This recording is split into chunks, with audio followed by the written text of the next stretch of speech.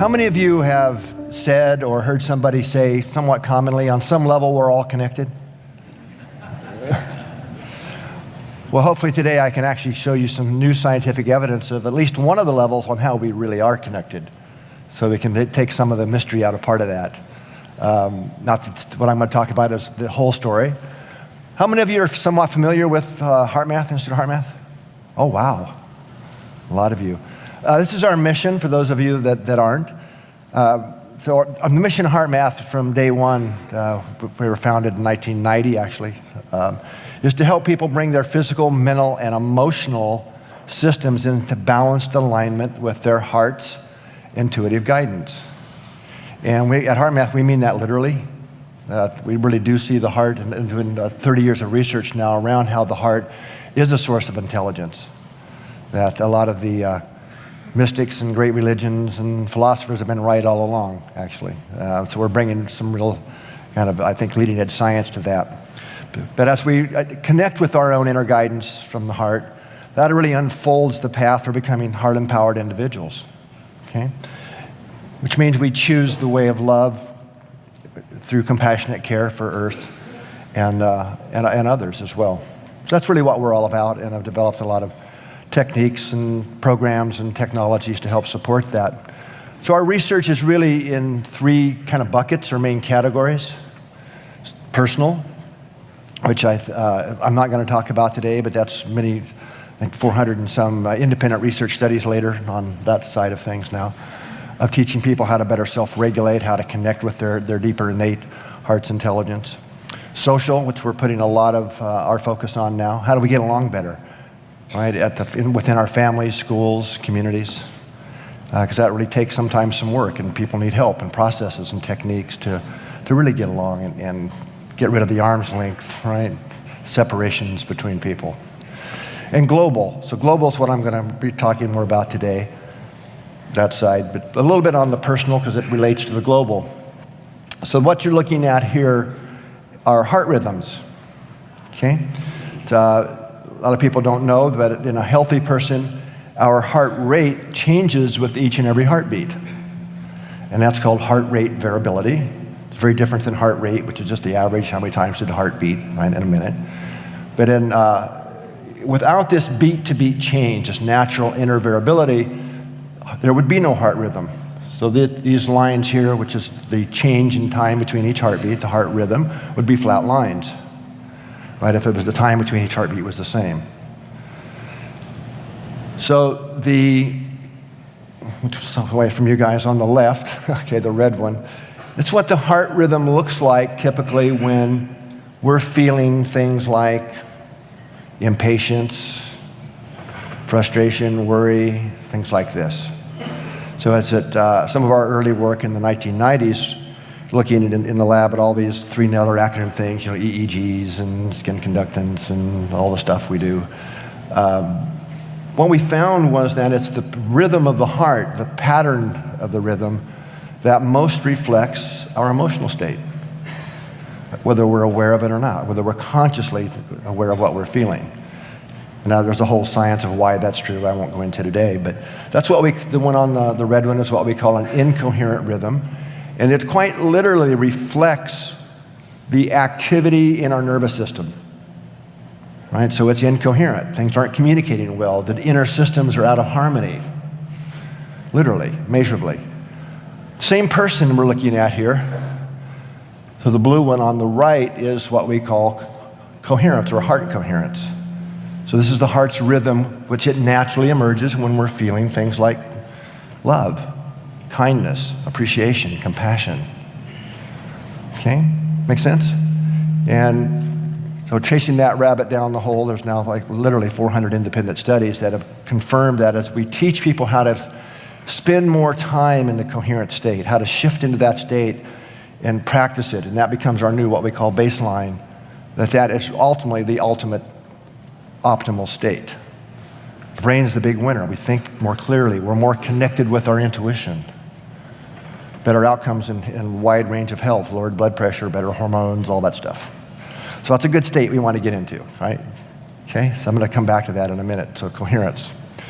So switching now to about 8, 9 years ago, we launched a special project called GCI for short, or the Global Coherence Initiative. And this is really a project to bring more rigor into the science and study of interconnectivity. How are we interconnected with each other and the Earth itself? So this is a science-based, co-creative project that's really intended to unite people in heart-focused care and intention to facilitate the shift in global consciousness.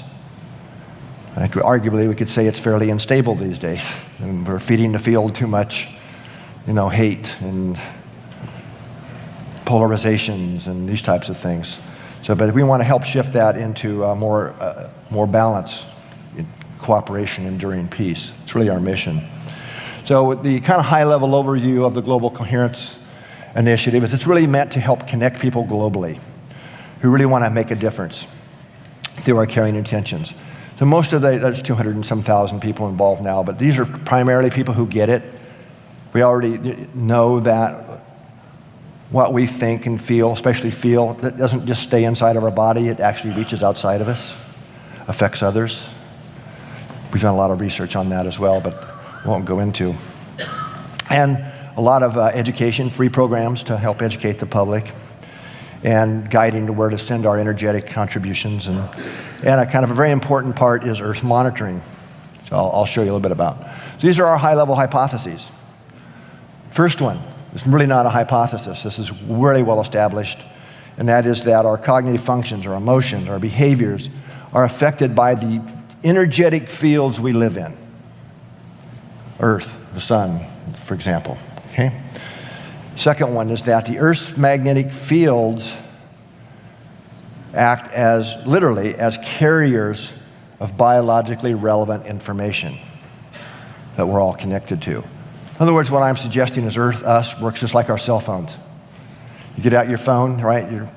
You're talking to somebody. Well, how does your picture voice get from your phone to the cell tower?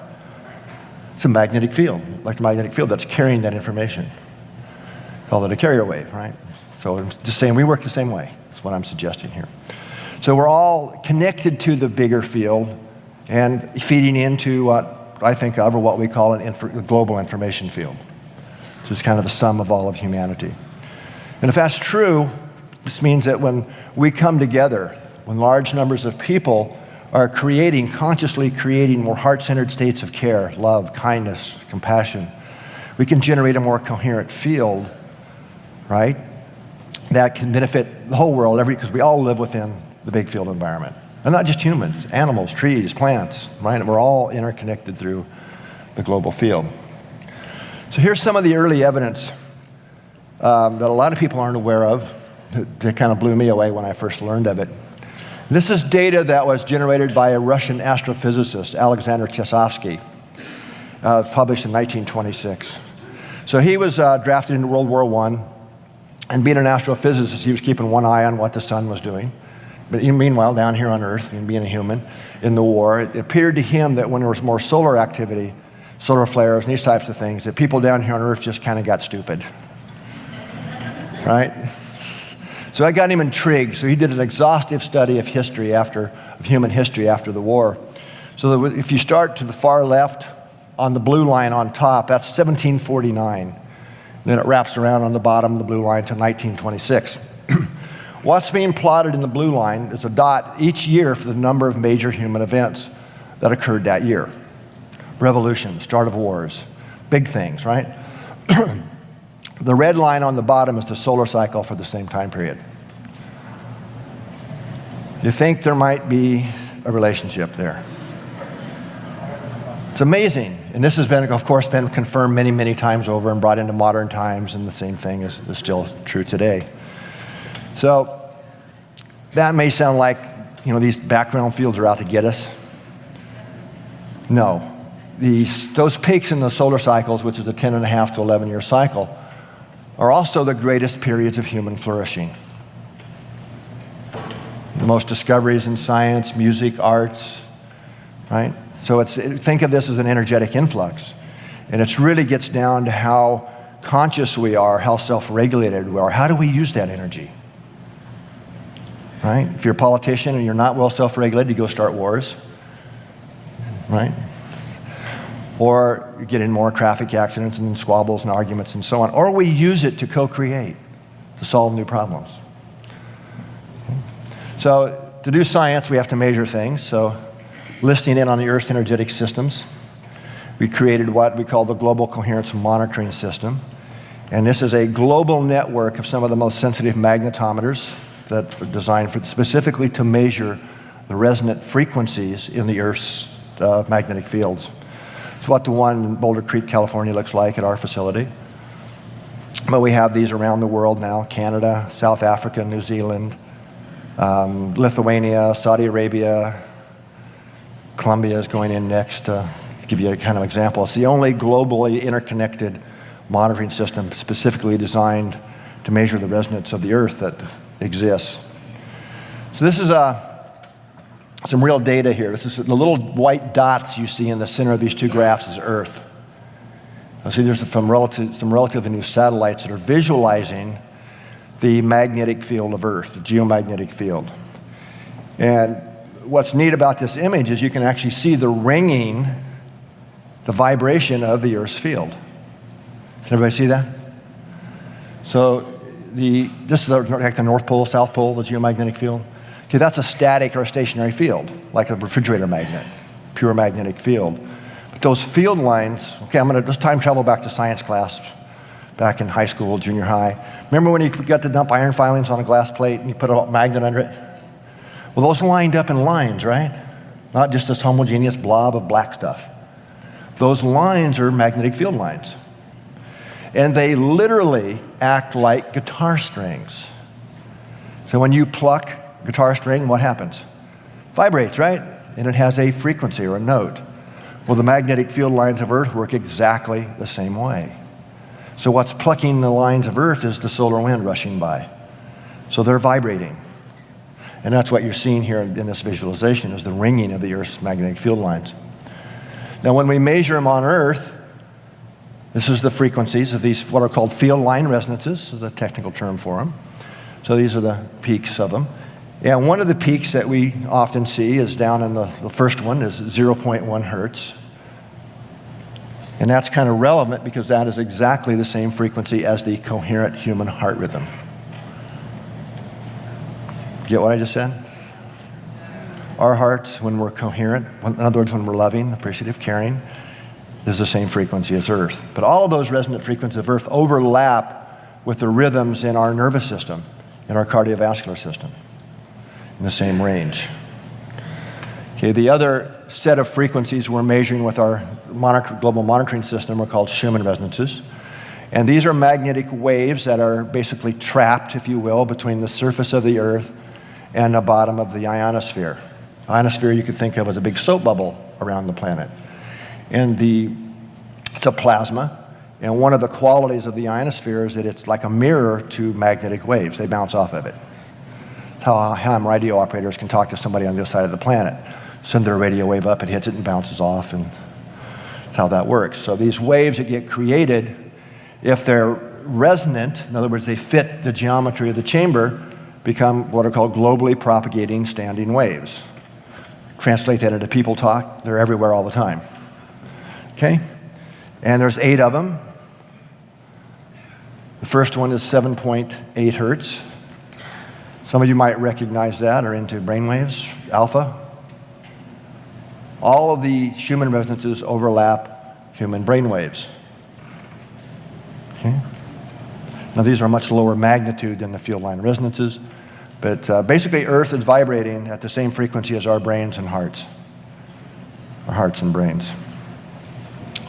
So, back to science class, you might remember tuning forks. Everybody get to play with tuning forks? Where you have 2 of them and you bang on one, and we all see this, right? And the other one magically starts to vibrate with it. So what that's showing is the principle of resonance, coherent resonance, or resonance, energy transfer through resonance. So in that case, it's molecules of air that are translating the energy, but the same thing works in magnetic waves. You just don't need the air molecules. That's how our cell phones work again. Thousands of cell calls going on in here right now. How do we know the call we want? Create a resonant, tune the receiver to be resonant with the frequency, and boom, there's the energy and information. So what I'm really saying here is humanity is resonating at the same frequency as Earth. So we have a pretty clear possibility for the energy transfer of energy and information. This is data from one of the first studies we've gone on to replicate this now on a global level, but I wanted to show you this because this is a group of people wearing monitors that measure your heart rhythm, your heart rate variability, over a month, continuously. And when we averaged this together at the group level, we were shocked to find that the group's heart rhythms were synchronized.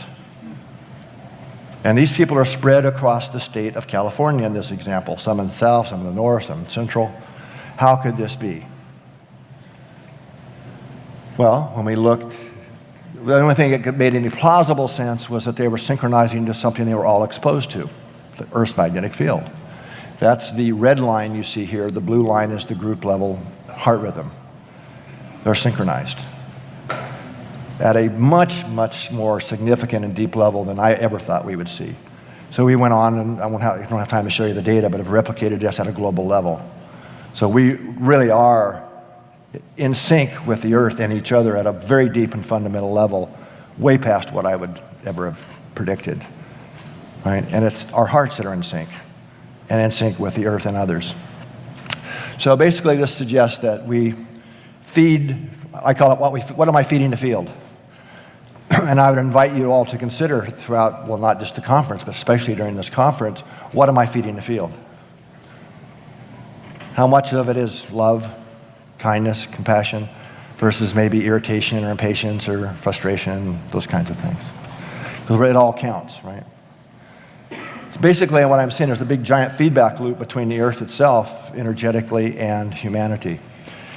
And what the data suggests is that we can amplify, when we come together with a shared intention in a heart coherent state, we can amplify this. We can put a much stronger coherent signal into the field environment.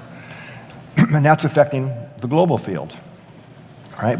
We kind of have to like each other for this to work, right? Is what the data suggests. Kind of have to be able to get along. And to facilitate this is really exciting for us. This is well over a year's worth of work. This first time it's ever been introduced is at this conference. In fact, we just got it in the App Store for Google and Google Play and the Apple Store day before yesterday, I think. It was last minute.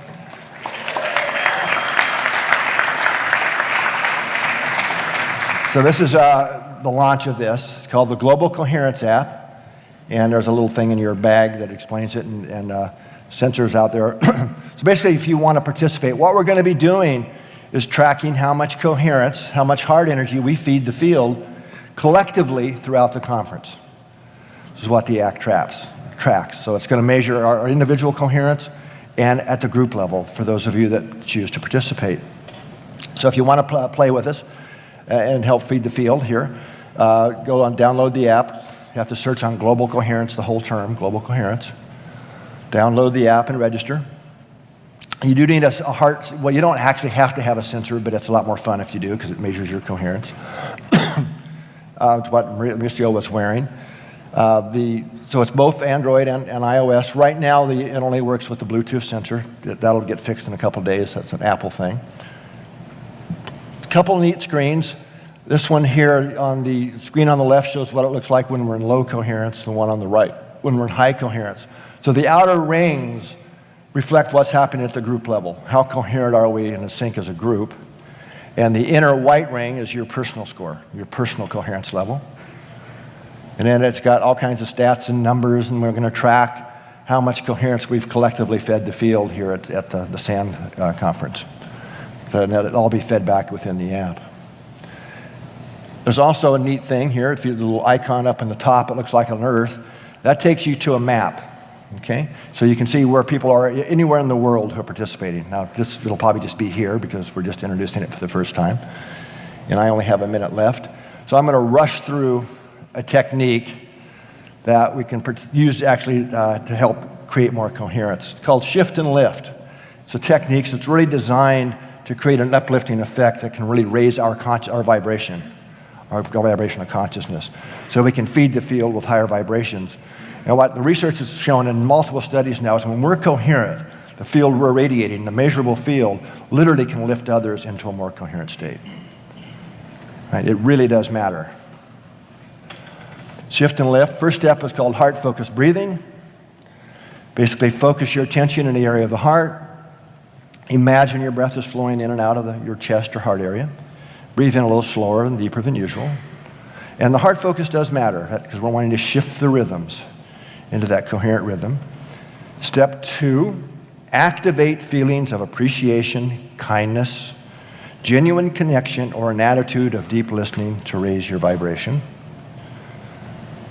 Step 3, radiate those heart qualities to help lift the vibration of the field environment surrounding you.